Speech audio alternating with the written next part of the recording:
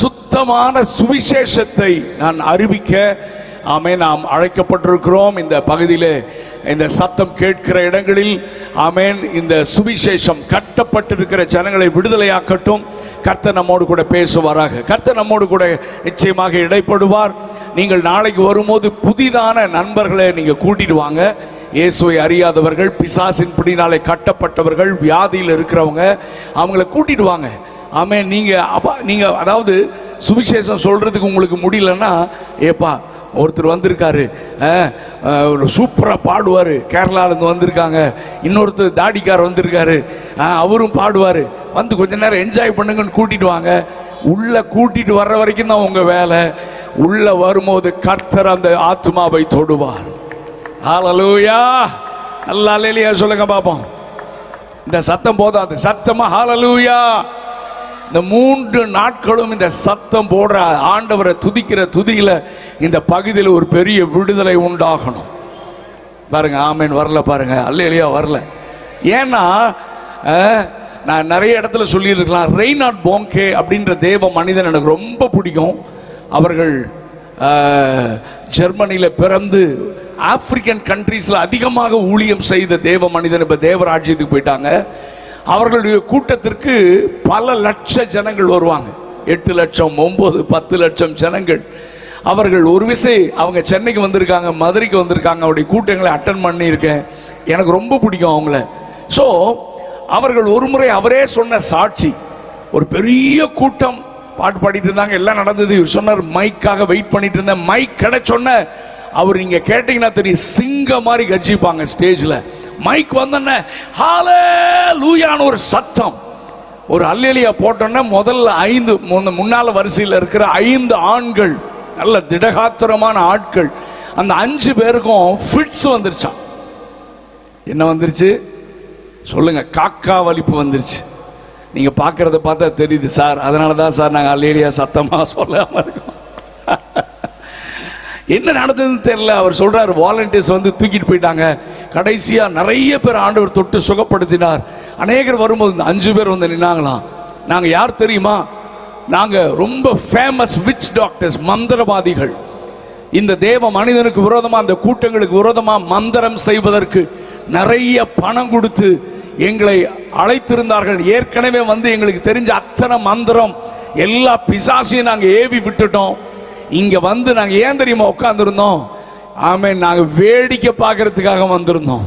நிச்சயமா அந்த கூட்டத்தில் ஏதாவது நடக்கும், கொலாப்ஸ் ஆகும், அதை வேடிக்கை பார்க்க தான் வந்தோம்.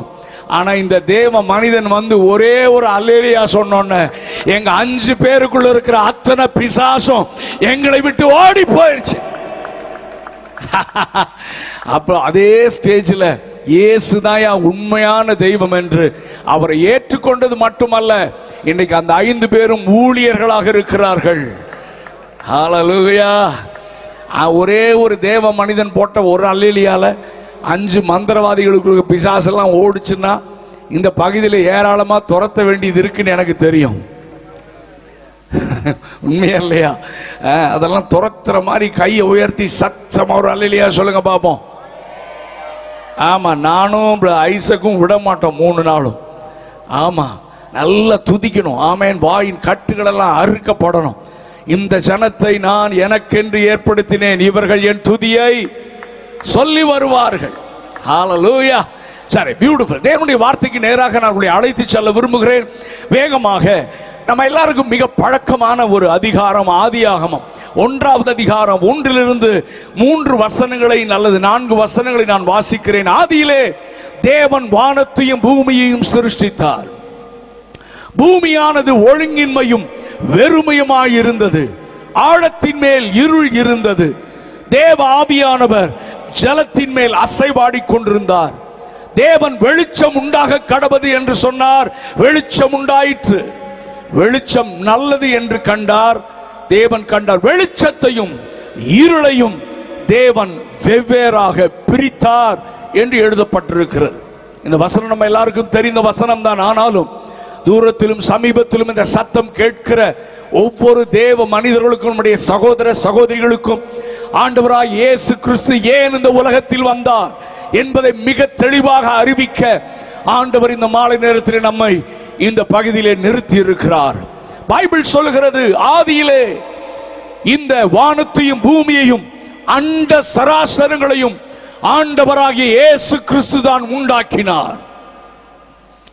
நிறைய சொல்லுவாங்க இயற்கை, நேச்சர் அப்படின்னுவாங்க.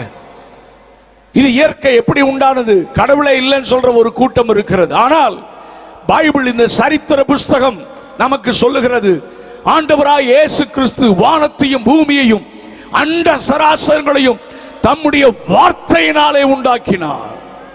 ஹல்லேலூயா. ஆமா, உண்டாக்கினார். ஒழுங்கும் கிரமமாக, அழகாக, நேர்த்தியாக உண்டாக்கினார்.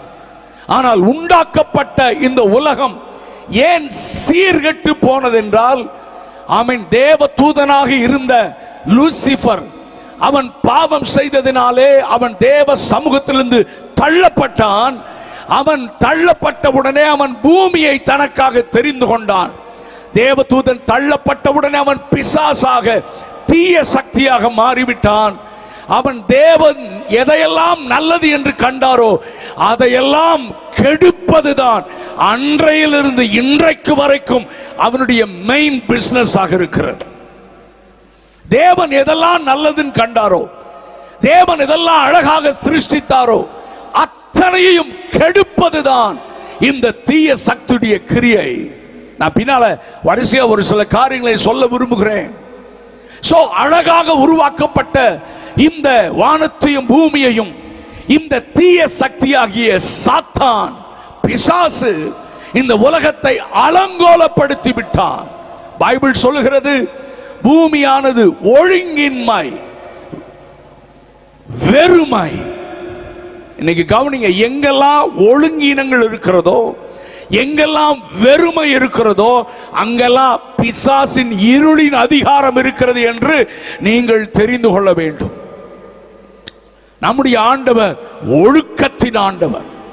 நம்முடைய ஆண்டவர் பரிசுத்தர். அவர் சொல்லி இருக்கிறார், நான் பரிசுத்தராய் இருக்கிறது போல நீங்களும் பரிசுத்தம் உள்ளவர்களாய் இருங்கள் என்று இந்த முழு உலகத்திற்கும் அவர் சவால் விட்டு அழைக்கிறார். இந்த உலகத்தில் இதை சொல்வதற்கு வேறு யாருக்கும் தகுதி இல்லை. ஏனென்றால் மேலே வானத்திலும் கீழே பூமியிலும் பரிசுத்தர் என்கிற நாமத்திற்கு சொந்தக்காரர் நாம் ஆராதிக்கிற இயேசு கிறிஸ்து ஒருவரே. ஹல்லேலூயா. அல்லேலூயா சொல்லணும்யா. நல்ல சத்தமா கரங்களை உயர்த்தி. நான் எப்பொழுதும் சொல்லுவேன், எழுப்புதல் அப்படின்னு சொன்னா ஏதோ புதுமையாக ஒன்றை செய்வதல்ல. ஆதி சபையின் அனுபவம் திரும்ப சபைக்குள் வருவதுதான் எழுப்புதல். நான் சின்னதுல பார்த்த சபை வேற, இன்னைக்கு பார்க்கிற சபை வேற. அன்றைக்கெல்லாம் வார்த்தை வர வர அதை ரிசீவ் பண்ணி தேவனை துதித்து ஆவில நிரம்பி ஜெபித்து கொண்டே விசுவாசிகள் கேட்பாங்க. இன்னைக்கு கல்லு மாதிரி உட்கார்ந்து இருக்காங்க. உங்களை தான் சொல்றேன், வேற யாரையும் சொல்ல. வார்த்தை வரும்போது நீங்க எங்களை என்கரேஜ் பண்ண வேண்டியதில்லை. வார்த்தைக்கு உரிய தேவனை உயர்த்தி கொண்டே இருக்கணும். ஆமென். நீங்க உயர்த்த உயர்த்த உயர்த்த ஆமென், கர்த்தர் அநேகரை தொடுவார். நம்ம துதி எழும்ப எழும்ப, நான் திரும்ப சொல்றேன், இந்த பகுதியில் இந்த 3 நாட்கள் ஏதோ ப்ரோக்ராம் நடத்த வரல. நாங்க இந்த 3 நாள்ல நடத்துற இந்த கூட்டங்கள் மூலமாக தொடர்ச்சியாக இந்த பகுதியில் ரட்சிப்பு உண்டாகும், விடுதலை உண்டாகும். பாவத்திலும் சாபத்திலும் சிக்கி இருக்கிற வாலிப பிள்ளைகள் ஆமென், அவர்கள் விடுவிக்கப்படுவார்கள். ஹல்லேலூயா. கை கை மேல வரணும். அல்லேலூயா சொல்லும் போது சத்தமா ஹல்லேலூயா. இயேசு நல்லவர். நமக்கு ஆண்டவர் ஜீவன், சுகம், பலன், ஆரோக்கியத்தை கூட எதுக்கு தெரியுமா? அவரை துதிக்க தான். பக்தன் சொல்றான், உம்மை பாடாமல் யாரை நான், உம்மை துதிக்காமல் யாரை நான் துதிப்பேன். எதுக்கு உயிரோடு இருக்கிறது? அவரை துதிக்க தான். எதுக்கு இந்த ஜீவன், சுகம், பலன்? அவரை ஆராதிக்கத்தான். ஹல்லேலூயா. நல்ல கையை உயர்த்தி ஹல்லேலூயா. ஏன் கையை உயர்த்தின்னு சொல்றேன்னா, கையை உயர்த்துறது குறித்து முழு வேதத்திலும் ஏராளமான ரெஃபரன்சஸ் இருக்கு. உங்களை மீனிங்லெஸ்ஸா உங்களை கையை உயர்த்த சொல்லல.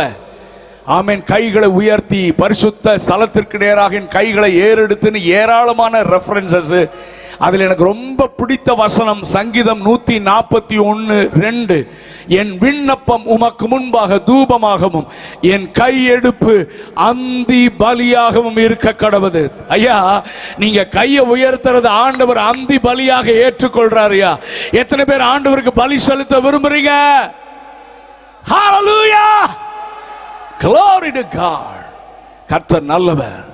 சோ கவனிங்க, எங்கெல்லாம் ஒழுங்கினங்கள் இருக்கிறதோ, எங்கெல்லாம் வெறுமை இருக்கிறதோ, இன்னைக்கு இந்த உலகம், நாம் வாழ்கிற இந்த தேசம் ஆமீன் ஒழுங்கினங்களால் நிறைந்திருக்கிறது. கலாச்சார சீரழிவுகள், இந்த உலகத்தில் நடக்கிற காரியங்கள்லாம் இவன் மனிதன் தான் செய்யறானா? மனிதன் மிருகமாக மாறிக்கொண்டிருக்கிறான். ஆமீன். கொலை, கொள்ளை, கற்பழிப்புகள் என்று ஏராளமான பாவங்கள் பெருகிவிட்டது. அதுக்கு என்ன சொல்றது, அவன் பாவம் செஞ்சவன் தான் பெரிய ஆள் இந்த உலகத்தில், இந்த தேசத்தில் அப்படி வாழ்ந்து கொண்டிருக்கிறார்கள். சோ அரசாங்கமோ சட்டமோ போலீஸ் டிபார்ட்மெண்டோ அல்லது நீதித்துறையோ எந்த மனிதனையும் திருத்த முடியவில்லை.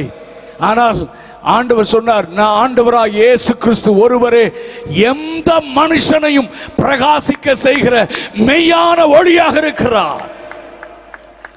நாங்கெல்லாம் இன்னைக்கு ஊழியம் செய்யறத பார்த்தா ஏதோ வானத்திலிருந்து டைரக்டா வந்த ஆட்கள் மாதிரி தெரியலாம். இல்ல, இங்க இருக்கிற அத்தனை பேரை விட மோசமா வாழ்ந்த ஆட்கள், பாவத்தை தண்ணீரை போல குடித்த ஆட்கள், பல கெட்ட பழக்க வழக்கங்களுக்கு அடிமையாய் இருந்த எங்களை இயேசு தேடி வந்தார். இருளில் இருக்கிற எங்களை வெளிச்சமாக மாற்றினார். அதனால்தான் ஓடி ஓடி ஓடி இயேசுவை குறித்து அறிவிக்கிறோம். ஒரு அல்லேலூயா சத்தமா சொல்லுங்க. நான் தமிழ்நாடு கவர்மெண்ட்ல அக்ரிகல்ச்சரல் டிபார்ட்மெண்ட்ல ஒரு நல்ல வேலையில் நான் இருந்தேன். வேலை செய்து கொண்டே ஊழியம் செய்தேன். என் மனைவி காலேஜில் லெக்சரர் அவங்க. ஆனால் ஆண்டவர் அழைச்சோன்ன 2 பேரும் வேலையை வீசிட்டு இன்னைக்கு நாங்க முழு நேரமா ஓடி ஓடி ஊழியம் செய்யறோம். ஏன் தெரியுமா? என்னை ரட்சித்த தேவன் நம்முடைய தேசத்தில் இருக்கிற ஜனங்களை ரட்சிக்க வேண்டும். ஒரு அல்லேலூயா சத்தமா சொல்லுங்க பார்க்கலாம். நல்ல கவனிங்க. அப்போ இருள் ஒரு மனிதனுடைய வாழ்க்கையை ஒழுங்கினமாக மாற்றும். இருள் ஒரு குடும்பத்தை ஒழுங்கினமாக மாற்றிவிடும். ஆமென். அவங்களுக்கு ஒழுங்கு இருக்காது, இஷ்டம் போல காரியங்களை செய்வார்கள், கட்டுப்பாடு இருக்காது, செல்ஃப் டிசிப்ளின் இருக்காது. அவர்கள் எல்லா பாவங்களையும் செய்வார்கள், அவங்களை யாரும் கண்ட்ரோல் பண்ண முடியாது. ஏன் தெரியுமா? அதுக்கு பின்னால ஒரு இருளின் அதிகாரம் இருக்கிறது. வெறுமை. பணம் இருக்கலாம், பெரிய புகழ் இருக்கலாம், ஆனா உள்ளத்துல வெறுமை. எங்க கோயம்புத்தூர்ல பக்கத்துல திருப்பூர்ல நிறைய இண்டஸ்ட்ரியல் பெரிய பெரிய தொழில் நடக்கிறது. திடீர்னு பார்த்தா தொழில் அதிபர் குடும்பத்துடன் தற்கொலை. ஏன்? வெறுமை. பணம் இருக்குயா, செல்வம் இருக்கு, பேர் இருக்கு, புகழ் இருக்கு, ஆனா உள்ளத்துல வெறுமை, சமாதானம் இல்ல. ஹல்லேலூயா. எத்தனை ஜனங்கள், எத்தனை கோடி ஜனங்கள். ஏன்னா அங்க இருள் இருக்கிறது. இருளின் பிடியிலே, தீய சக்திகளின் பிடியிலே ஜனங்கள் சிக்கி இருக்கிறார்கள்.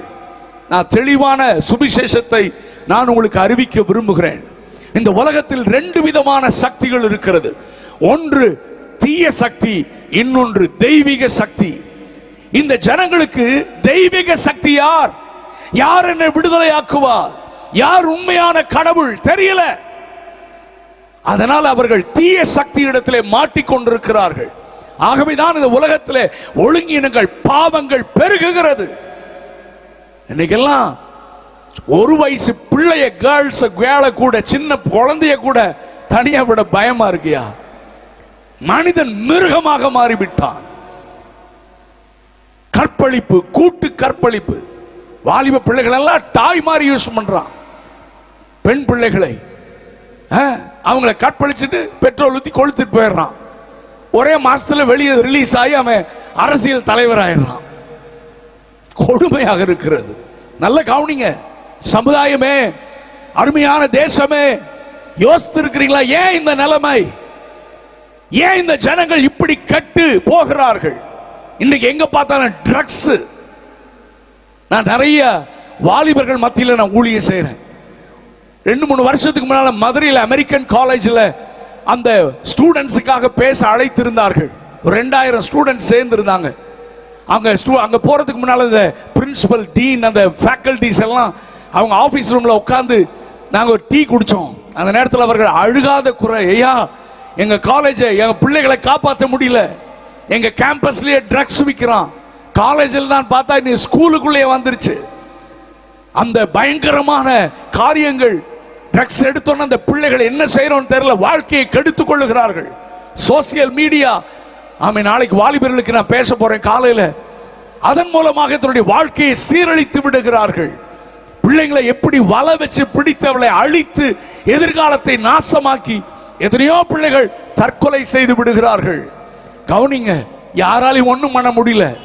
அரசாங்கம் சட்டம் இருக்கு, ஆனா ஒன்னும் மனுக்குலத்தை திருத்த முடியல.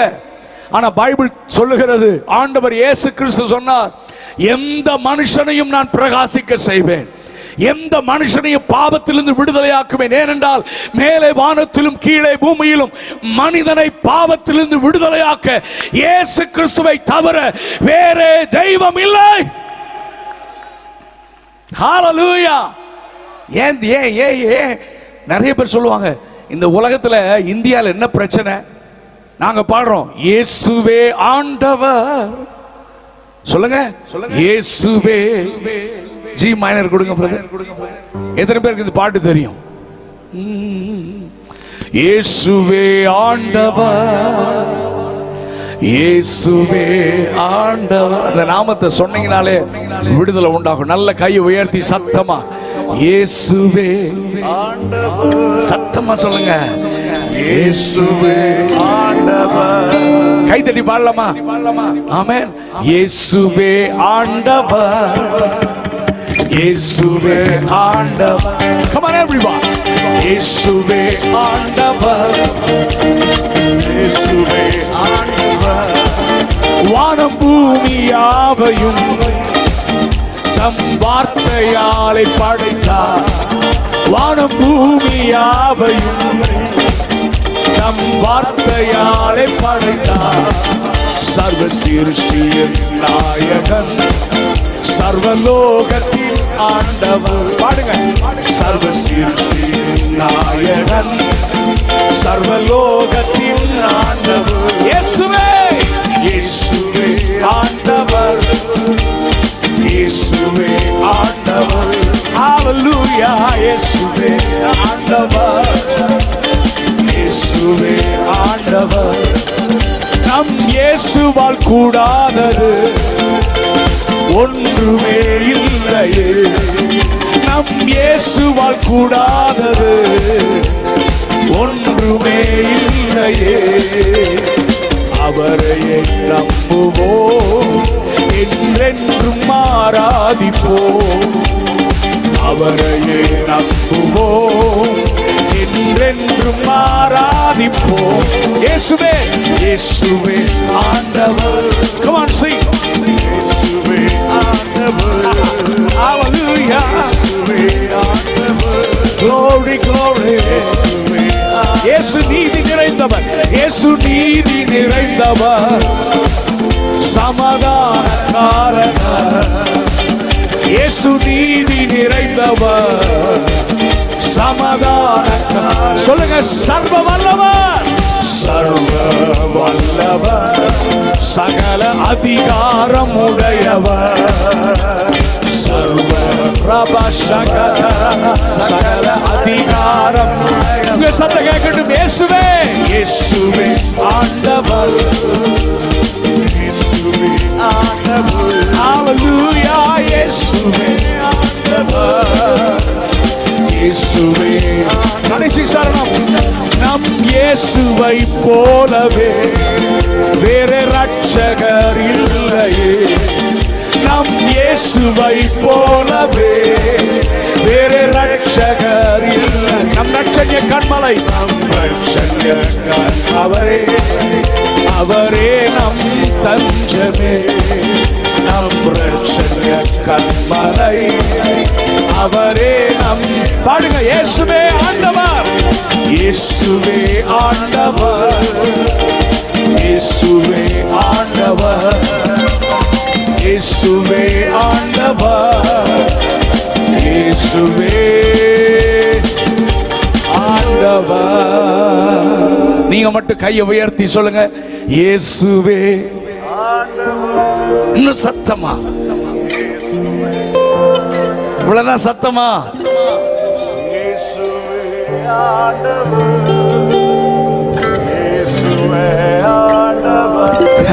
கவனிங்க, இதுதான் பிரச்சனை இந்தியால. என்னடா இவன் இயேசுவே ஆண்டவன்றான்.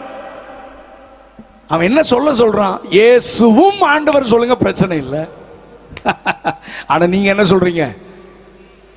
சொல்லுங்க சத்தமா, இயேசுவே ஆண்டவர். இயேசு மட்டும்தான் ஆண்டவர். ஆமா, இயேசு மட்டும்தான் ஆண்டவர். மேலே வானத்திலும் கீழே பூமியிலும் மனிதரால் ஆராதிக்கப்படத்தக்க ஒரே நாமம் ஆண்டவராகிய இயேசு கிறிஸ்து நாமமே.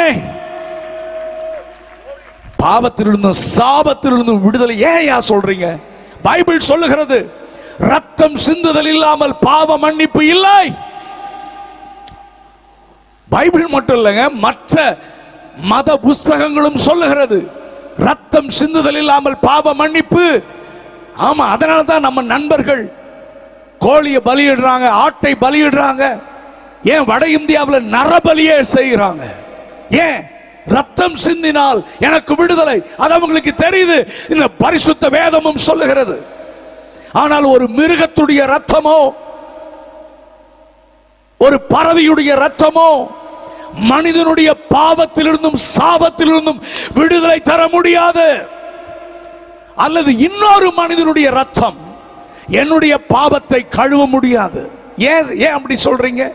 பைபிள் சொல்கிறது, இந்த உலகத்தில் எல்லாரும் பாவம் செய்து கெட்டு போனார்கள் அல்லது தேவ மகிமையை அற்று போனார்கள். இந்த உலகத்தில் பரிசுத்தவான் ஒருவனும் இல்லை, எல்லாரும் பாவம் செய்து விட்டார்கள். அப்போ ஒரு பாவம் செய்கிற மனிதனுக்காக இன்னொரு பாவம் செய்கிற மனிதனுடைய ரத்தம் அவனுடைய பாவத்திலிருந்து விடுதலை தர முடியாது. அப்படி என்றால் என்ன செய்யணும்? ஒரு பரிசுத்தமான ரத்தம் சிந்தப்பட வேண்டும். அப்ப யாரு என்ன பண்றது? கடவுளுக்கு வேறு வழியே தெரியவில்லை. ஆண்டவராய் இயேசு கிறிஸ்து ஆதியும் அந்தமுமானவர், அல்பாவும் ஒமேகாவுமானவர். அவருக்கு துவக்கமும் இல்லை, முடிவும் இல்லை. அவர் ஆதியும் அந்தமுமானவர். ஒரு அல்லேலூயா சத்தமா சொல்லுங்க. இந்த உலகத்தில் நீங்க என்ன பிரச்சனை? எந்த மதம் முன்னால வந்தது? எந்த கடவுள் லேட்டா பிறந்தார்? எவரு முன்னால்? கடவுளுக்கு தொடக்கம் இல்லை, முடிவு இல்லையா?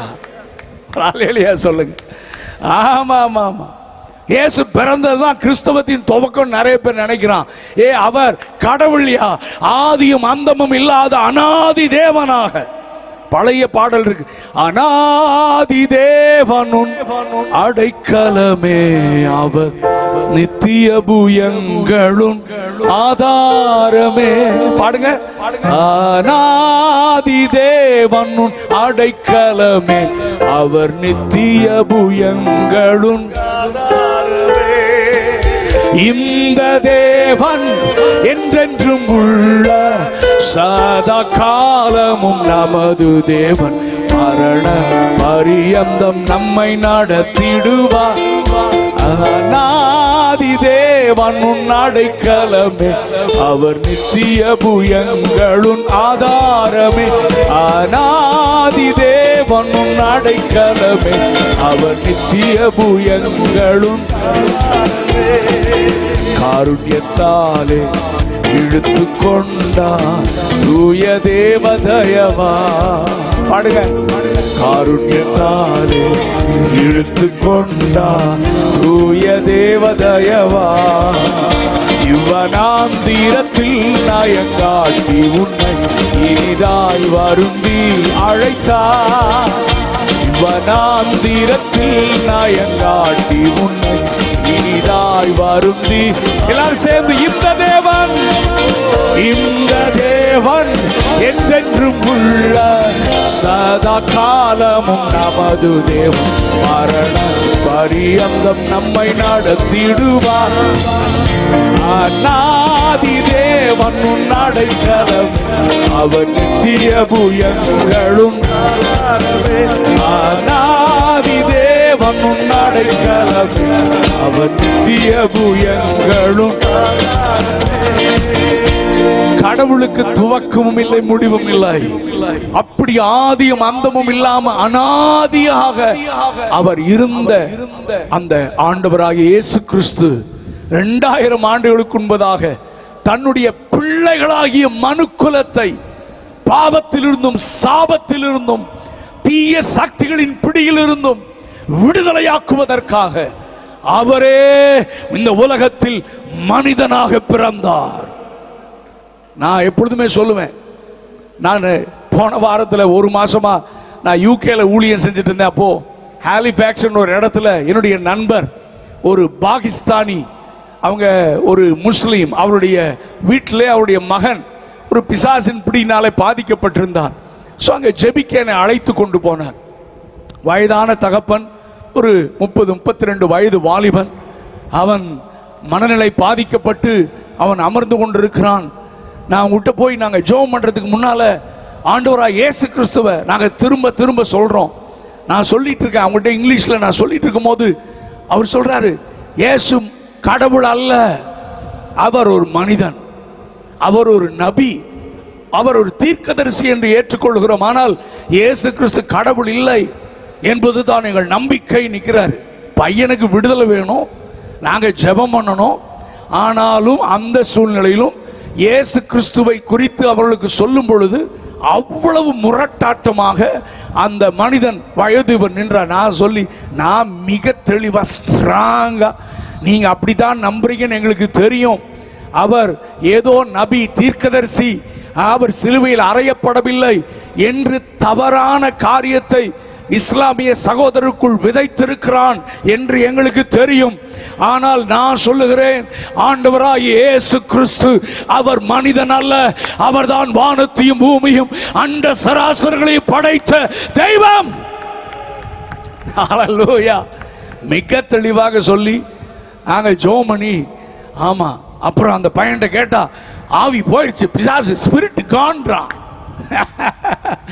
ஆமே. நான் சொன்னேன், இயேசு ஒருவர் தான் விடுதலையாக்க முடியும், இயேசு ஒருவர் தான் தெய்வம் சொல்லிட்டு நாங்க ஜெபம் பண்ணிட்டு வந்துடும். நிச்சயமா ஆண்டவர் கிரியை செய்வார். இந்த பாஸ்டர் சொன்ன விதையை போடுற வேலை தான் நம்ம வேலை, விளைய செய்கிறவர் கர்த்தர்.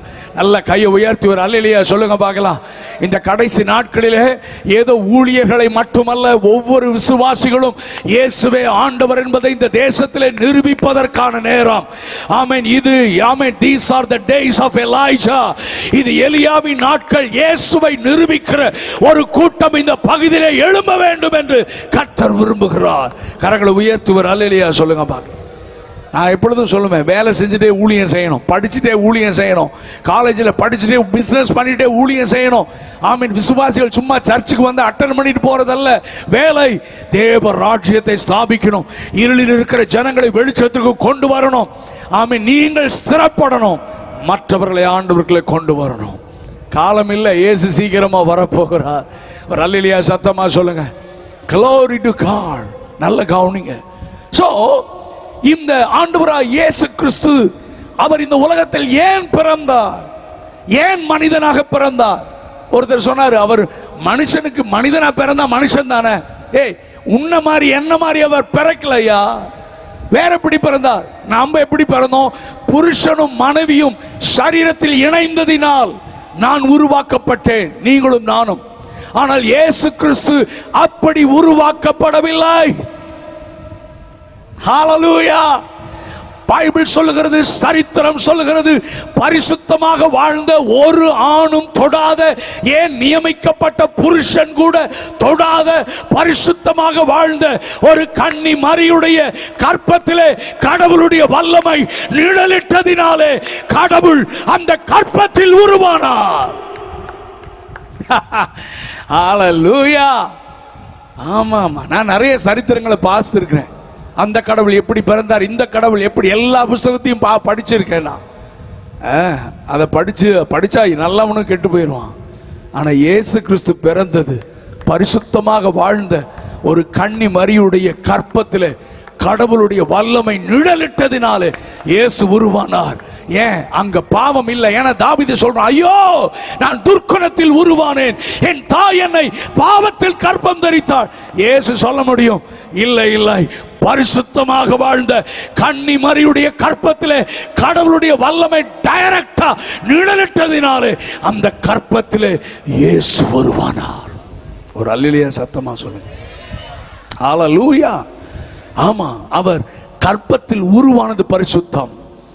அவர் பைபிள் சொல்லுங்க, பரிசுத்த ஆவியானவர், மை காட், சின்ன காரியத்தை கூட தெளிவு எழுதி வச்சிருவார். அந்த மரியாள் இயேசுவை பெற்றெடுக்கிற வரைக்கும் கணவனான யோசேப்பு மரியாளை தொடவில்லை. அல்லேலூயா சொல்லுங்க. ஆமா ஆமா, ஆவியானவர் தெளிவு எழுதி வச்சிருக்காரு. அப்போ இயேசு கிறிஸ்து உருவானது பரிசுத்தம், அவர் பிறந்தது பரிசுத்தம், அவர் வளர்ந்தது பரிசுத்தம். ஏன் சொல்றேன்னா, 33 ஆண்டுகள் இந்த உலகத்தில் வாழ்ந்தார். அவர் பின்னால ஏராளமான கூட்டம், இவர் அற்புதம் செய்வார், இவர் பேசுறது நல்லா இருக்கு, ஆமென், இவர் நிறைய கூட்டம். ஆனால் ஒரு கூட்டம் பின்னாலேயே போனா, இவர் கடவுள் அல்ல, தேவகுமாரன் அல்ல, இவர் சாதாரண மனிதன். அப்படின்னா மனுஷன்னா தப்பு பண்ணிடுவான். இவர் ஏதாவது ஒரு தப்பு பண்ணி அதை கண்டுபிடிச்சு இவர் கடவுள் இல்லைன்னு சொல்லிடலான்னு அவன் எத்தனை வருஷம் பின்னால சுத்தினான்னு தெரியல. அவன் சொல்றான், இவரிடத்தில் ஒரு குற்றத்தையும் நாங்கள் பார்க்கவில்லை. ஏயா, அவர் மனிதன் இல்லையா, அவர் தெய்வம். அப்ப எதுக்கு இந்த உலகத்தில் வந்தார்? பாவத்தில் இருக்கிற, பாவத்தின் விளைவாகிய சாபத்தை சுமந்து கொண்டு, பாவத்தின் விளைவாகிய வியாதி, குடும்பத்தில் பிரச்சனை, போராட்டங்கள், கடன் பிரச்சனை, ஏராளமான வியாதிகள், சாபங்கள் எல்லாத்தையும் சுமந்து கொண்டிருக்கிற மனுக்குலத்தை பாவத்திலிருந்து விடுதலையாக்க ரத்தம் சிந்தப்பட வேண்டும். கடவுளுக்கு வேற வழி தெரியல, பரிசுத்தமான ரத்தம் சிந்தனும். கடவுளை தவிர வேறு யாரும் பரிசுத்தவான் இல்லை. ஆகவேதான் அவரே இந்த உலகத்தில் மனிதனாக பிறந்து அவர் தன்னுடைய பரிசுத்த ரத்தத்தை 33 வயதிலே கல்வாரி சிலுவையிலே ஒரு சொட்டு ரத்தம் கூட இல்லாமல் முழு மனுக்குலத்திற்காக தன்னுடைய ரத்தத்தை சிந்தி மரித்தார். இங்க இருக்கிற நாங்கள் எப்படி தேவனுடைய பிள்ளையா மாறணும்? உங்களையும் அவர் பிள்ளையாக மாற்ற விரும்புகிறார். எப்படி? எங்கேயாவது மலை மேலே ஏறணுமா? நாங்க பலி செலுத்தணுமா? பணம் கொண்டு போய் கொடுத்தோமா? இல்ல இல்ல, அவரை நாங்கள் விசுவாசித்தோம். இயேசுதான் ஆண்டவர், என் பாவத்திற்காக இயேசு ரத்தம் சிந்தி இருக்கிறார், என் சாபத்தை மாற்ற இயேசு தன்னுடைய ரத்தத்தை சிந்தி இருக்கிறார். இயேசுவே, நான் உம்மை நம்புகிறேன் என்று நாங்கள் என்றைக்கு சொன்னோமோ அந்த நொடியிலேயே கர்த்தரைகளை பாவத்திலிருந்தும் சாபத்திலிருந்தும் விடுதலையாக்கி விட்டார்.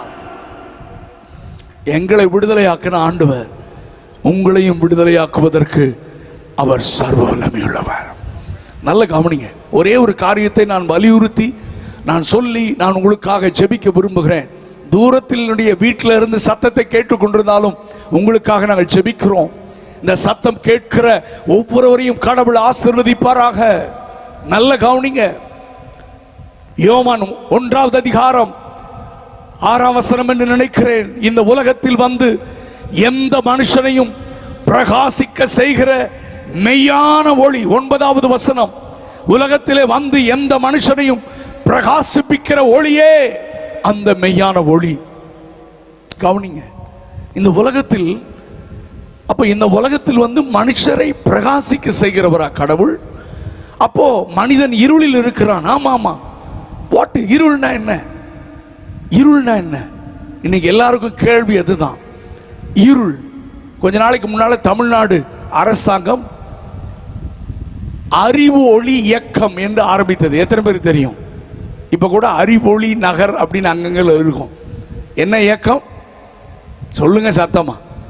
அறிவு ஒளி இயக்கம். அறிவு என்கிற ஒளி, அதை ஏற்றணும். அப்ப படிப்பறிவு இல்லாதது, அறியாமை என்பது இருள் என்று சொல்லுகிறார்கள். அறியாமை என்பது என்ன?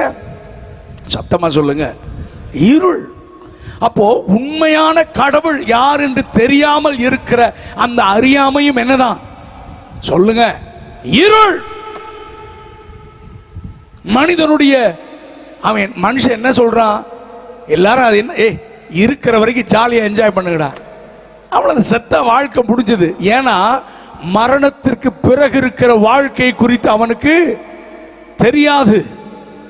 இந்த பைபிள் மிக தெளிவாக சொல்லுகிறது, மனிதன் ஆவி, ஆத்துமா, சரீரம் என்று படைக்கப்பட்டிருக்கிறான். ஒரு மனிதன் மரிக்கும் பொழுது ஆவி கடவுளிடத்திற்கு போகிறது, சரீரம் மண்ணிலிருந்து வந்ததினால் மண்ணிற்கு போகிறது, மீதமுள்ள ஆத்துமாவிற்கு அழிவே இல்லை. இந்த பைபிள் மட்டுமல்ல, மற்ற புஸ்தகங்களும் இதை வலியுறுத்துகிறது. ஆத்துமா அழிவில்லாதது. அந்த ஆத்துமா மனிதனுடைய மரணத்திற்கு பிறகும் நித்தியமாக வாழக்கூடியது. எங்க வாழும்? ரெண்டே ஆப்ஷன் தான். ஒன்று நரகம், இன்னொன்று சொர்க்கம் அல்லது மோட்சம், கடவுள் இருக்கிற இடம். எல்லாருக்கும் சொர்க்கத்துக்கு போகணும்னு ஆசை. நான் ரொம்ப நாளைக்கு முன்னால் ஒரு நியூஸ் பேப்பர் ரொம்ப வருஷத்துக்கு முன்னால் வாசித்துட்டு இருந்தேன். தினமணின்னு நினைக்கிறேன், தினமலர், ஐ டோன்ட் நோ.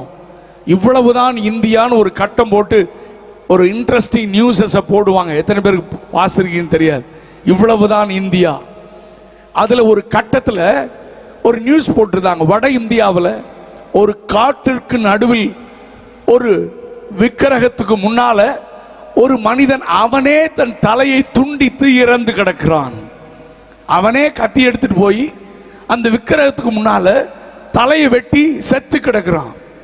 அங்க கீழே போட்டிருக்கு, இந்த பகுதியில் இருக்கிற ஜனங்கள் நம்புகிறார்கள், இந்த இடத்தில் வந்து இந்த விக்கிரகத்துக்கு முன்னால தன்னை அழித்து இறந்து விட்டால் இங்கிருந்து நேரா எங்க தான் போவானா? சொர்க்கத்திற்கு. ஐயா, எனக்கு இந்திய மக்களை நினைச்சா அழுகையா வரையா. அன்னைக்கு ஆண்டவர் நினிவே ஜனங்களை குறித்து சொன்னார்.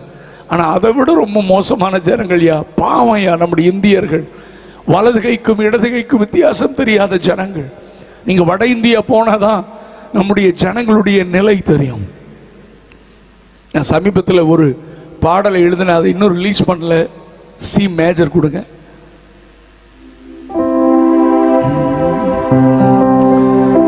D major.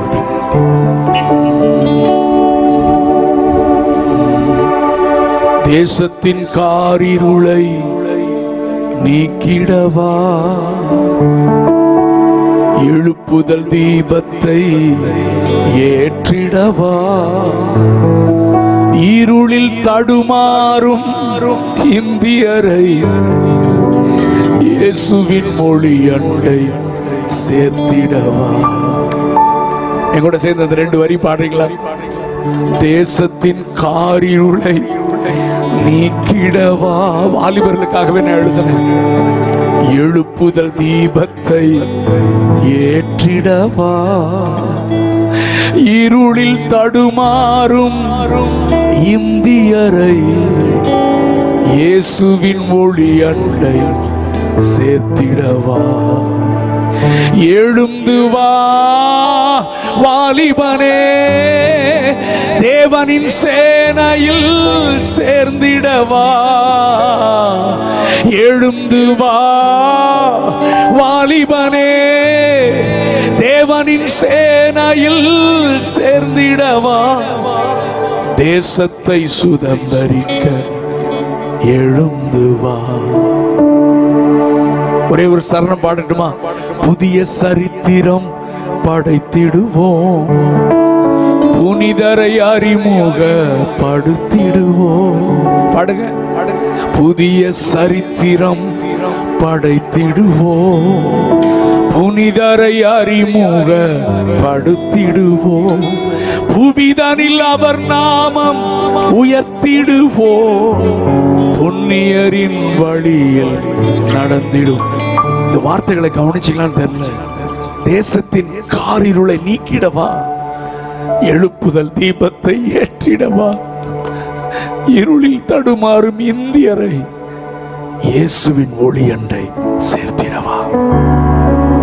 அப்போஸ்தலர் நடபடிகள் 26:18 பவுலை பார்த்து ஆண்டவர் சொல்லுகிறார், அவர்கள் என்னை பற்றும் விசுவாசத்தினால் பாவ மன்னிப்பையும் பரிசுத்த மாட்டப்பட்ட சுதந்திரத்தையும் பெற்றுக் கொள்ளும்படியாக அவர்கள் இருளை விட்டு ஓடினிடத்திற்கும் சாத்தானுடைய அதிகாரத்தை விட்டு தேவனிடத்திற்கும் திரும்பும்படிக்கு அவருடைய கண்களை திறக்கும் பொருட்டு உன்னை நான் அனுப்புகிறேன். பவுலே, உன் கண்ணை திறந்ததுக்கு காரணம் என்ன தெரியுமா? அவர்கள் கண்ணை திறப்பதற்காகத்தான். இன்றைய விசுவாசிகள் சபை இதை அறிந்திருந்தால் நலமாயிருக்கும். நம்ம கண்ணை திறந்ததுக்கு காரணம் மற்றவருடைய கண்களை திறக்கத்தான், இயேசுவண்டை வழி நடத்தத்தான். நல்ல கவனிங்க. அப்ப இருள்னா என்ன? நான் ஒரு சில காரியங்களை சொல்லி நான் தேவனுக்கு நேராக உங்களை நடத்த விரும்புகிறேன். அறியாமை ஒரு இருள். அப்போ ஆத்துமா அழிவில்லை. அந்த ஆத்துமா சொர்க்கத்துக்கு போனா என்ன வழி? முழு உலகத்திலும் ஒரே ஒரு ஆண்டவர், அவரே ஆண்டவர் இயேசு கிறிஸ்து.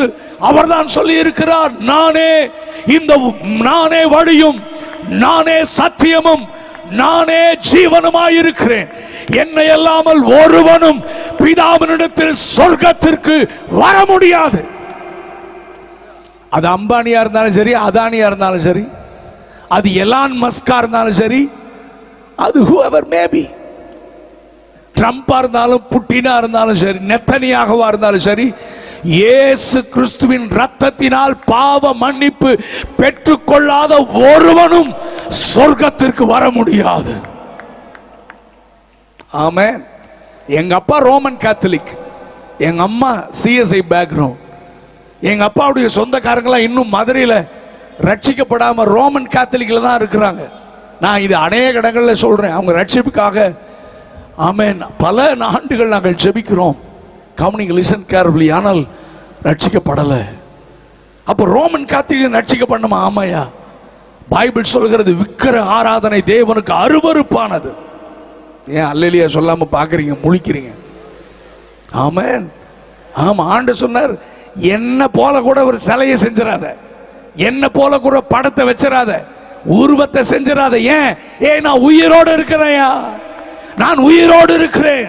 நான் உயிர் தெழுதலும் ஜீவனுமாய் இருக்கிறேன். மரித்தேன், ஆனாலும் சதா காலங்களிலும் உயிரோடு கூட இருக்கிறேன். உயிரோடு இருக்கிற கடவுளுக்கு எதுக்கு சிலை? இயேசு உயிரோடு இருக்கிறார்.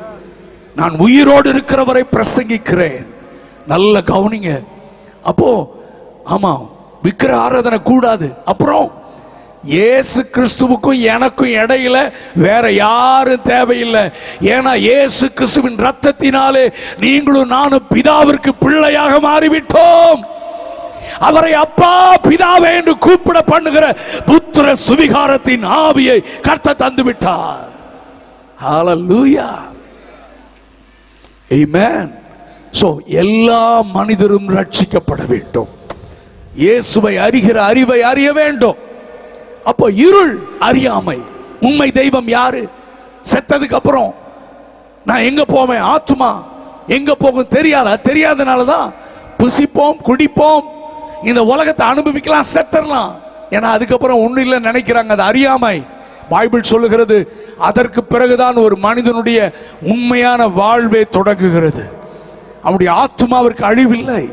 அப்ப இயேசு கிறிஸ்துவை யார் சொந்த ரட்சகராக ஏற்றுக்கொள்றாங்களோ, இயேசு கிறிஸ்துவின் ரத்தத்தினாலே இலவசமாக கிடைக்கிற பாவ மன்னிப்பை யார் பெற்றுக்கொள்ளுகிறார்களோ, ஆமென், அப்படி பெற்றுக்கொண்டவர்கள் மட்டுமல்ல, இந்த வேதம் கூறுகிற பரிசுத்த பாதையில யார் நடக்கிறார்களோ அவர்கள் மட்டும்தான் நித்திய பரலோகத்தை, சொர்க்கத்தை சுதந்தரிப்பார்கள்.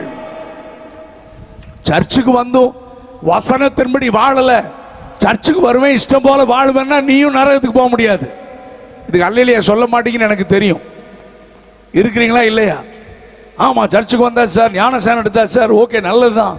பரிசுத்தாவி எல்லாம் பெற்றாச்சு சார். ஆனா வாழ்க்கை தான் சொல்லுங்க இன்னும் மாறல. நீ பரலோகம் வர முடியாது. இந்த சத்தியத்தை கை கொள்ளணும், வசனத்தின்படி நீங்க வாழணும். ஆமென். ஆமா, அப்படி வாழ்ந்தாதான் பரலோகம் வர முடியும், எந்த மனுஷனாக இருந்தாலும். சோ ஆண்டவராய் இயேசு கிறிஸ்து, அவரை அறிகிற அறிவு தான் ஆமென் ஒளி. ஆமென். இருள் அப்படின்னா அறியாமை. அது மட்டுமா? கடன் பிரச்சனை ஒரு இருள். நான் உங்களுக்காக ஜெபிக்க விரும்புகிறேன். ஆமென். புதிதாக வந்தவர்களுக்காக, சத்தம் கேட்கிறவர்களுக்காக, ஐயா கடன் பிரச்சனை தலைக்கு மேல போயிருச்சு. ஆமென். எங்க பிள்ளை பெரியவங்க உட்கார்ந்து இருக்கிறா. ஒரு 2 ஆண்டுகள் இருக்கும் அதுக்கு முன்னால அவருடைய கிளாஸ்மேட், அவன் 9th படிக்கும் போது, அந்த அப்பா அம்மா பிசினஸ் பீப்புள், அவங்க 2 கேர்ள்ஸ், ஒரு கேர்ளை கனடா அனுப்பிச்சிட்டாங்க ஹையர் ஸ்டடீஸுக்கு, இன்னொரு கேர்ள் இவ கிளாஸ்மேட். திடீர்னு ஒரு நாள் நியூஸ் வந்தது, கனடால அந்த பிள்ளை லீவுக்கு வந்திருக்கு. வந்த நேரத்தில் 4 பேரும் விஷத்தை அருந்தி தற்கொலை செய்து விட்டார்கள். ஏன்? கடன் பிரச்சனை. வெளியே தலை காமிக்க முடியல, பிசினஸ் லாஸ். நிறைய மனிதர்கள் ஐயா தற்கொலை அதற்கு வழி அல்ல. இயேசு உங்களை விடுதலையாக்குவார். இயேசு உங்கள் பிரச்சனைகளை மாற்றுவார்.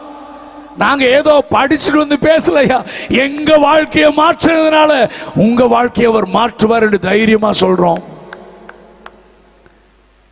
கடன் பிரச்சனை ஒரு இருள், வெளியே தலை காமிக்க முடியாது, எங்கேயாவது மறைஞ்சு மறைஞ்சு வாழணும். அப்புறம் வியாதி, அது ஒரு இருள். இந்த டாக்டர்கிட்ட போனா நாகர்கோவில் போ, நாகர்கோவில் போனா மதுரை மீனாட்சி மிஷன், மதுரைக்கு போனா சென்னை அப்பல்லோ, அங்க போனா அமெரிக்கா போன்றான். எங்க போனாலும் விடுதலை இல்லை. பணம் இருக்கு, சுகம் இல்லை, பயங்கர வியாதிகள், அது ஒரு இருள். மரண படுக்கை இருள்.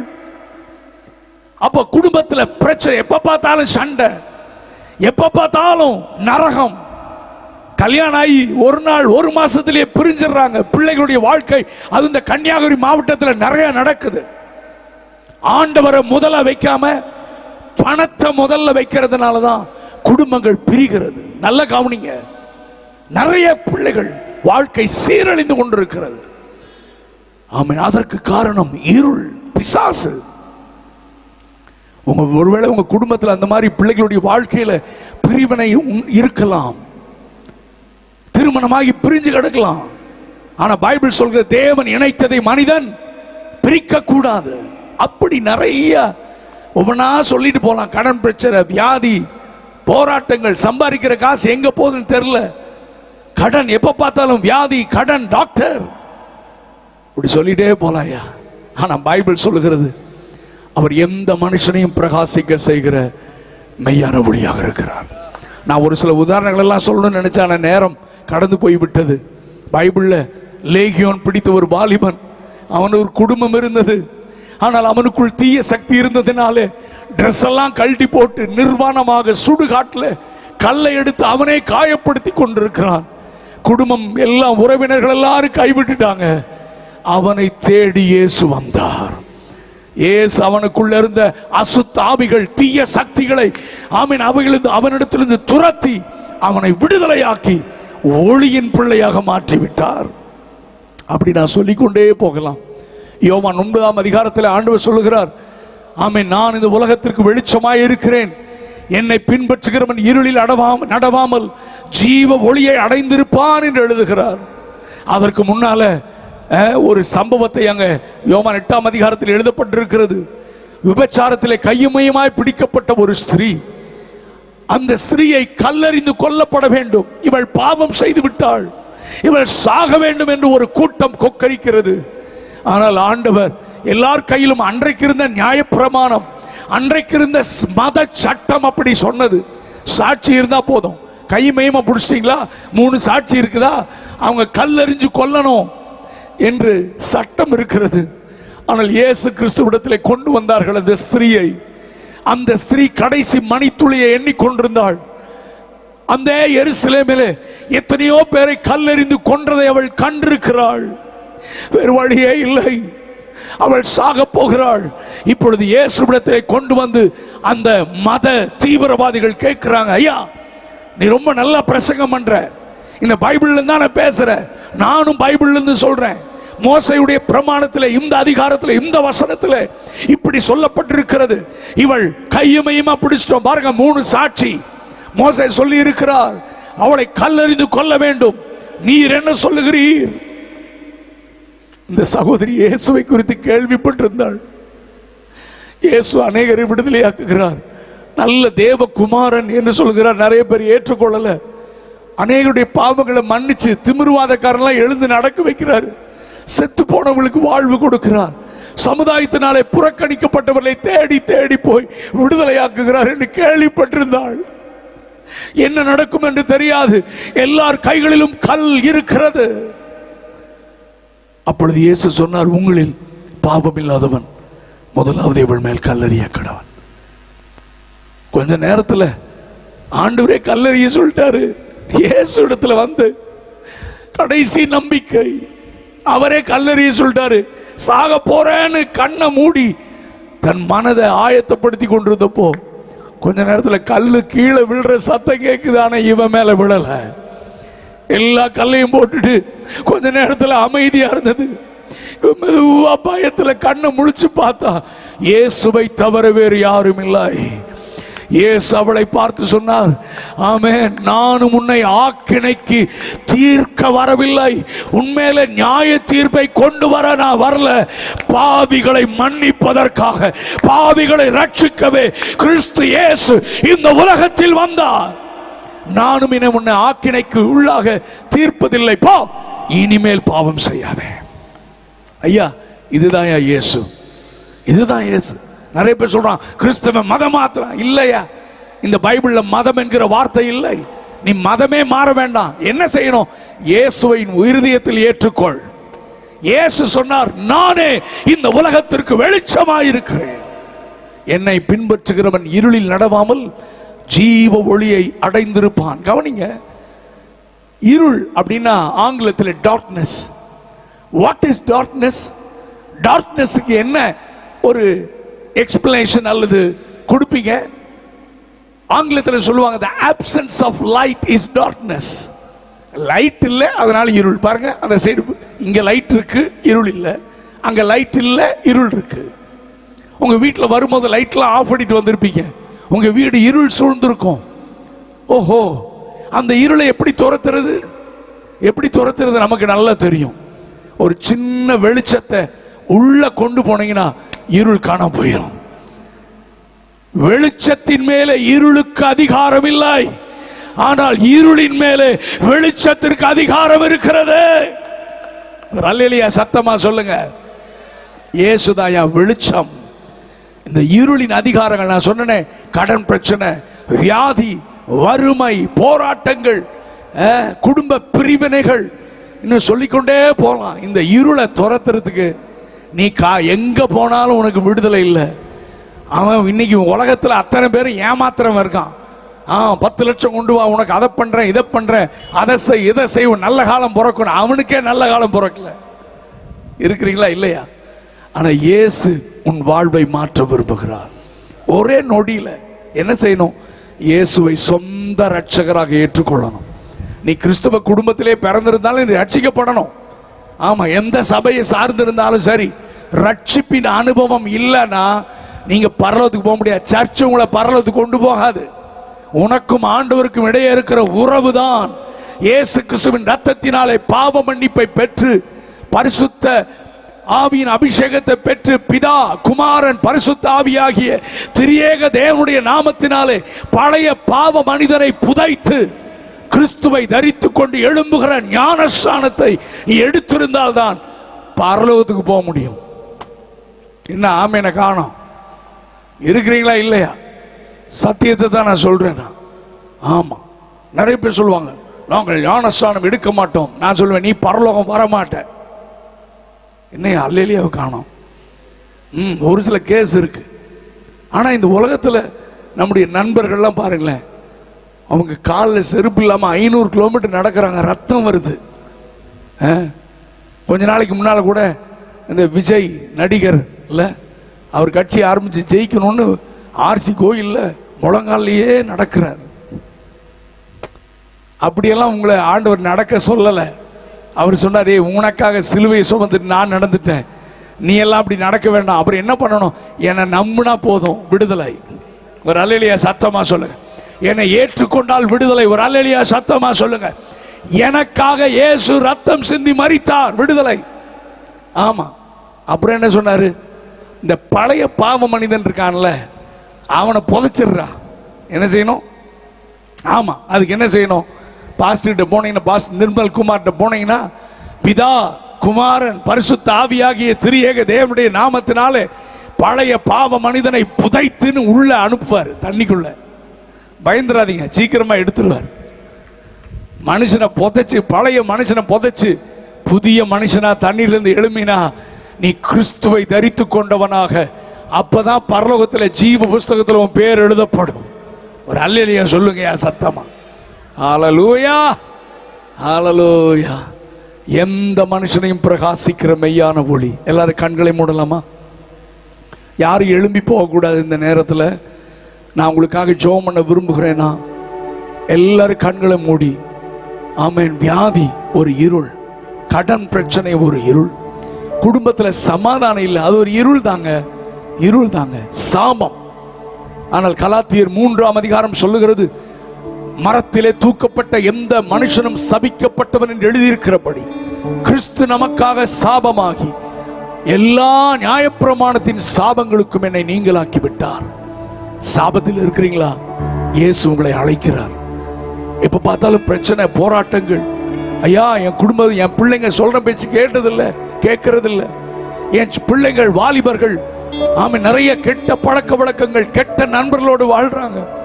எப்படி விடுதலையாக சொன்னபடி கேட்கறதில்ல. அநேக பெற்றோர்கள் பிள்ளைகளுக்காக அழுது கொண்டிருக்கிறார்கள். ஐயா, அது இருளின் அதிகாரம். வெளிப்படுத்துற விசேஷம் 22:3 சொல்லுகிறது, இனி சாபம் இராது. வாவ், என்னது இனி சாபம் இராதா? என்ன விஷயம்? தேவனும் ஆட்டுக்குட்டியானவரும் இருக்கிற சிங்காசனம் எங்கே இருக்கிறதோ அங்கே சாபம் இருக்காது. எந்த வீட்டில் இயேசு இருக்காரோ, யாருடைய வாழ்க்கையில இயேசு இருக்காரோ, சாபம் ஓடி போயிரும், இருள் ஓடி போயிரும். ஆமென். நான் உங்களுக்காக ஜெபிக்க விரும்புகிறேன். எல்லாரும் கண்களை மூடி இருக்கும்போது, ஐயா, இதுவரைக்கும் நான் இயேசுவை சொந்த இரட்சகராக நான் ஏற்றுக்கொள்ளவில்லை, ஆனால் என் வாழ்க்கையில இருள் இருக்கிறது, என் குடும்பத்துல இருள் இருக்கு. நீங்க சொன்ன மாதிரி நிறைய கடன் பிரச்சனை, வியாதி, சமாதானம் இல்ல, பிள்ளைங்க சொன்ன பேச்சு கேட்கறது இல்ல, என் கணவன்மார் குடிப்பழக்கத்துக்கு அடிமையா இருக்கிறாங்க. ஐயா, இருள்ல இருக்கும். ஐயா, எங்களுக்கு வெளிச்சமாகிய இயேசு வேணும். இயேசு எனக்கு வேணும், என் குடும்பத்துக்கு வேணும். நான் இயேசுவை ஏற்றுக்கொள்றேன், எனக்காக ஜெபம் பண்ணுங்கண்ணா. உங்க வலது கரத்தை இருக்கிற இடத்துல உயர்த்தினால் நான் உங்களுக்காக ஜெபிக்க விரும்புகிறேன். I want to pray for you. நான் உங்களுக்காக ஜெபம் பண்றேன். இயேசு வேணும். கையை உயர்த்துறவங்க மட்டும் எழுப்பி நில்லுங்க. நான் உங்களுக்காக, எல்லாரும் கண்ணை மூடி இருக்கும் போது கையை உயர்த்துறவங்க எழுப்பி நில்லுங்க. I want to pray for you. சீக்கிரமா எழுப்பி நில்லுங்க, டைம் இல்லை நமக்கு. ஒரு மனஹாந்தரே, யாரு கண்ணை திறக்க கூடாது, எல்லாம் கண்ணை மூடி இருக்கணும். நாங்க எல்லா ஊருக்கும் போறோம், எல்லா தேசத்துக்கும் போறோம். நானு பாஸ்டர் ஐசக் எல்லா தேசங்களுக்கும் போறோம். ஜனங்களுக்காக ஜெபம் பண்றோம். பாவத்திலும் சாபத்திலும் இருக்கிற ஜனங்களுக்காக ஜெபம் பண்றோம். இந்த மாலை நேரத்தில் இந்த கூட்டத்தின் மூலமாக கடவுள் உங்களை அழைக்கிறார், இயேசு உங்களை அழைக்கிறார். நான் உங்களுக்கு சவால் விட்டு சொல்றேன், இந்த ராத்திரி உன் குடும்பத்தில் அற்புதம் நடக்கும். இந்த ராத்திரி உன் சரீரத்தில் ஒரு அற்புதம் இப்ப நடக்கும். என குமாரன் உங்களை விடுதலையாக்கினார், மெய்யாகவே விடுதலையாவீர்கள்.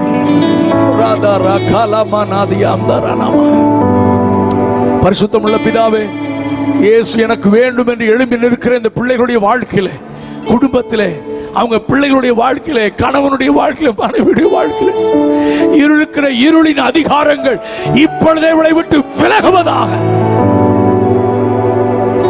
You spirit of darkness, get out of this people right now. ஆண்டவரே, இவளை விடுதலையாக்குங்கப்பா. சாபங்கள் மாறட்டும். இதுவரைக்கும் இவங்க சாபத்தின் சின்னங்களாக இருக்கலாம், ஆனா இந்த நொடியிலிருந்து இவர்கள் ஆசீர்வாதத்தின் சின்னங்களாக, அநேகருக்கு இவர்கள் ஆசீர்வாதமாக மாறுவார்களாக. ஆண்டவரே, இவர்களை விடுதலையாக்குங்கப்பா. இவங்க வாழ்க்கைக்குள்ள இயேசு வந்து இருளை மாற்றினதற்காக நன்றி. இவங்க குடும்பத்திற்குள்ள இயேசு, ஒளியாகி இயேசு மெய்யான ஒளி. இந்த உலகத்துல நிறைய பொய்யான ஒளி இருக்கு. ஒளியை பார்க்கிறேன். பைபிள் சொல்லுது, இயேசு ஒருவர் தான் மெய்யான ஒளி. ஆண்டவரே, இயேசு கிறிஸ்துவே, மனுக்குலத்திற்காக ரத்தம் சிந்தி மரித்தவரே, மரித்து அடக்கம் பண்ணப்பட்டு 3ஆம் நாளில் உயிரோடு கூட எழுந்து இன்றைக்கும் ஜீவனோடு இருக்கிற மெய்யான கடவுளே இயேசுவே, இந்த ஜனத்தை விடுதலையாக்குகிறார். உங்களை ஆசீர்வதிங்கப்பா, உங்களை ஆசீர்வதிங்க. உங்களுடைய கரத்தில் ஒப்பு கொடுக்கிறோம் இயேசுவின் நாமத்தில் பிதாவே, ஆமென். தயவு செய்து உட்காருங்க. இன்னும் ஒரே ஒரு கிரவுடுக்காக நான் ஜெபம் பண்ண விரும்புறேன். ஐயா, கிறிஸ்துவ குடும்பத்தில் பிறந்திருக்கேன், அந்த சர்ச் போறேன், இந்த சர்ச் போறேன், இந்த டினாமினேஷன் போறேன், ஆனா இன்னும் இயேசுவை நான் சொந்த ரட்சகரா ஏற்றுக்கொள்ளல. ஆமென். இப்ப நீங்க சொன்ன மாதிரி பைபிள்ல சொன்ன உண்மையான ஞானஸ்தானம் எடுக்கலனா, பிதா குமாரன் பரிசுத்த ஆவியாகிய திரியேக தேவனுடைய நாமத்தினாலே நான் ஞானஸ்தானம் எடுக்கல. மற்ற நம்முடைய நண்பர்களை பாருங்க, மலை மேல ஏறான செருப்பு இல்லாம நடக்கிறாங்க, என்னென்னமோ செய்யறாங்க, உடலை வருத்தி கொள்றாங்க. ஆண்டவர் அப்படியெல்லாம் சொல்லல. பழைய பாவ மனுஷனை புதைச்சிருப்பா, நீ வெளியே வரும்போது கிறிஸ்துவ தரித்துக் கொள்வாய், பழையவெல்லாம் ஒழிஞ்சு போயிடும், எல்லாம் புதுசாயிரும். ஞானஸ்தானம் என்கிற வார்த்தை மூல பதம் பேப்டைசோ. பேப்டைசோ என்றால் மூழ்குதல் என்ற அர்த்தம். நிறைய சபைகளை தெளிப்பு ஞானஸ்தானம் கொடுக்குறாங்க, குழந்தை ஞானஸ்தானம் கொடுக்குறாங்க. நான் சொன்னேன், எங்க அப்பா குடும்பம் ஆர்சி, எங்க அம்மா குடும்பம் சிஎஸ்ஐ. நான் தைரியமா சத்தியத்தை சொல்றேன். இல்ல, அதெல்லாம் வேதத்தில் இல்லாத ஒரு முறைமைகள். பழைய பாவ மனிதனை புதைக்கிற அடையாளமாக பிதா குமாரன் பரிசுத்த ஆவியாகிய திரியேக தேவனுடைய நாமத்தினாலே தண்ணீர்ல மூழ்கி பழைய மனிதனை புதைச்சு வெளியே வரும்போது கிறிஸ்துவை தரித்துக் கொண்டு எழும்புதல் நல் மனசாட்சியின் உடன்படிக்கை. அப்படி நீங்க ஞானஸ்தானம் எடுத்தீங்கன்னா தான் உங்க பெயர் ஜீவ புஸ்தகத்தில் எழுதப்படும். நாளைக்கு வாழுமா, தூங்கினா நாளைக்கு எழும்புவான்னு தெரியாது, என் வாழ்க்கை முடிவு எப்பன்னு தெரியாது. அதனால தள்ளி போடக்கூடாது. இன்றைக்கே ரட்சணிய நாள். இந்த சத்தியத்திற்கு ஒப்பு கொடுக்கிற ஒரு சிலருக்காக நான் ஜெபிக்க விரும்புகிறேன். ஐயா, இதுவரைக்கும் நீங்க சொன்ன மாதிரி பிதா குமாரன் பரிசுத்த ஆவிய திரியேக தேவனுடைய நாமத்தினாலே நான் மூழ்கி ஞானஸ்தானம் எடுக்கல, ஆனா இன்னைக்கு நான் ஒப்பு கொடுக்கிறேன். ஐயா, என் பெயர் ஜீவ புஸ்தகத்தில் எழுதப்படணும் அப்படின்னு சொல்றவங்க வலது கரத்தை உயர்த்தினார். அவங்களுக்காக நான் விசேஷமா ஜெபம் பண்ண விரும்புகிறேன். வேகமா உயர்த்துங்க. ஹல்லேலூயா, ஹல்லேலூயா. ஞானஸ்தானத்துக்கு ஒப்பு கொடுக்கிறவங்க நல்ல கையை உயர்த்துங்க பார்க்கலாம். தாமதித்துக் கொண்டிருக்காதீங்க. பின்னால 2 கரங்களை நான் பார்க்கிறேன். நல்ல கை உயர்த்தி காமிங்க. I want to pray for you. நான் உங்களுக்காக ஜெபிக்க விரும்புகிறேன். இன்னும் ஒரு சிலர் தயங்கி கொண்டிருக்கிறீங்க. 2 நாட்களும் தொடர்ந்து நாளைக்கும் மறுநாளைக்கும் இந்த அழைப்பை நான் உங்களுக்கு கொடுக்க விரும்புகிறேன்.